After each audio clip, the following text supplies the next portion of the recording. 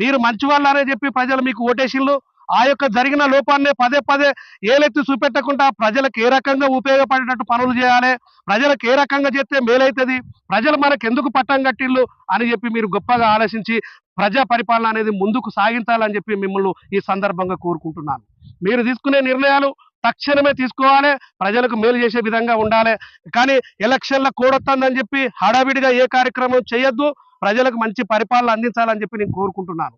BRS ప్రభుత్వం ఇప్పుడు parliament election లో భాగంగా 19 స్థానాలకు పోటీ చేస్తుంది. పోటీ చేస్తున్న అభ్యర్థులందరినీ వెనుక ముందు ఎట్లనైనా కూడా ప్రకటిస్తున్నాము. ప్రకటించిన వారందరూ కూడా భారీ మెజార్టీ తోటి ఖచ్చితంగా 16 స్థానాల్లో కూడా బీఆర్ఎస్ ప్రభుత్వం ఎంపీలుగా గెలిచి వాళ్ళను ఢిల్లీకి పంపించే ఆలోచనలో ప్రజలు ఆలోచిస్తున్నారు. కాంగ్రెస్ పార్టీని నమ్మి ప్రభుత్వాన్ని మీకు ఆల్రెడీ అందిస్తే మీరు ఏ రకంగా ప్రభుత్వం ప్రజలకు ఇచ్చిన హామీలను పక్కకు పెట్టి మీరు ప్రజలు ఏ రకంగా ఇబ్బంది పెడతారో వాళ్ళు